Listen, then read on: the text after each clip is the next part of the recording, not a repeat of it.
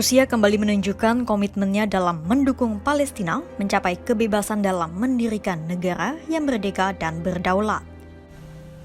Kali ini, keberpihakan Rusia terhadap Palestina diserukan oleh Menteri Luar Negeri Rusia, Sergei Lavrov, pada Senin 9 September 2024.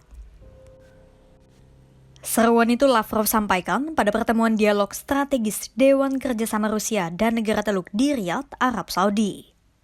Dalam kesempatan itu, Lavrov mendorong semua pihak untuk mengambil langkah praktis menuju pembentukan negara Palestina. Lavrov menyebut tindakan-tindakan terkait harus segera dilakukan untuk mengakhiri masalah kemanusiaan seperti kekerasan dan kematian di Palestina. Sama seperti Indonesia, Rusia mendorong terwujudnya solusi dua negara dengan berdirinya negara Palestina yang berdaulat berdampingan dengan Israel.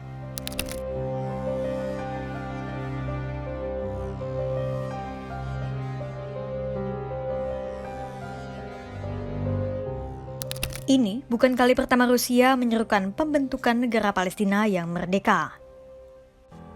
Sebelumnya, pada 13 Agustus 2024, Presiden Vladimir Putin juga menyampaikan aspirasi serupa soal pembentukan negara Palestina dan solusi dua negara.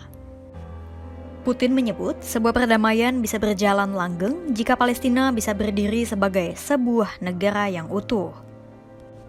Hal itu Putin sampaikan saat bertemu dengan Presiden Palestina Mahmud Abbas di Moskwa, Rusia.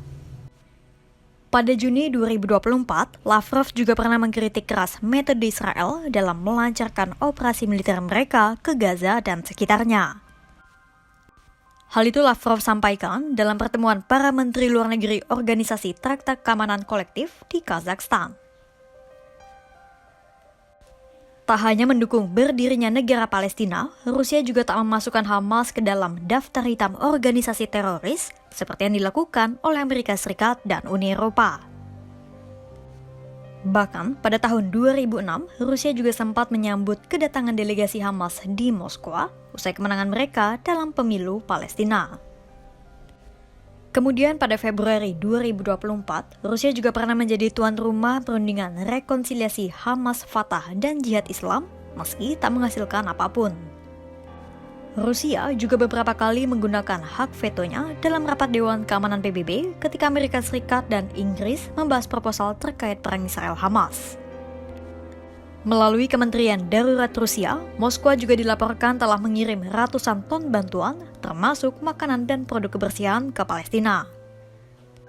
Usai Cina sukses menyatukan ke-12 faksi di Palestina pada akhir Juli 2024 pun, Rusia segera menyambut baik hasil rekonsiliasi tersebut. Saat Palestina memproklamasikan kemerdekaan negara mereka pada 15 November 1988, Rusia juga menjadi salah satu dari negara-negara pertama yang mengakui kemerdekaan Palestina. Rusia tercatat mengakui kemerdekaan Palestina pada tahun 1988.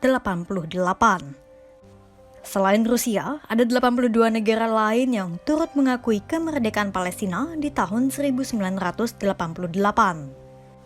Dimulai dari Aljazair, kemudian diikuti Bahrain, Indonesia, hingga Sahara Barat. Perjuangan Palestina mendapatkan pengakuan atas kemerdekaan pun terus berjalan selama 3 dekade.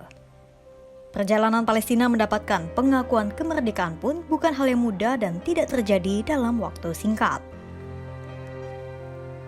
Selama 36 tahun perjuangan Palestina, sudah ada 146 negara yang mengakui kemerdekaan negara itu. Meski demikian, Palestina sampai saat ini masih belum bisa menjadi anggota PBB lantaran veto berulang kali dari Amerika Serikat. Pasalnya, dari 5 anggota tetap Dewan Keamanan PBB, hanya Rusia dan Cina yang mendukung Palestina.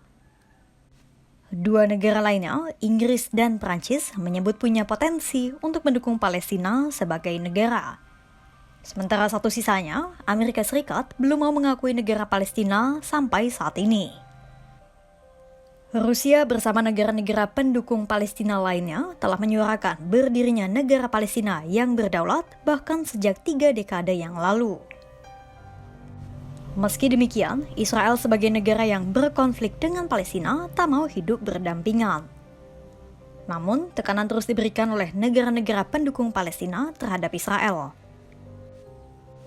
Bahkan, tak hanya dari masyarakat internasional, tekanan terhadap Netanyahu dan kroni-kroninya juga terus bermunculan dari warga Israel dan Menteri Pertahanan Israel, Yoav Gallant.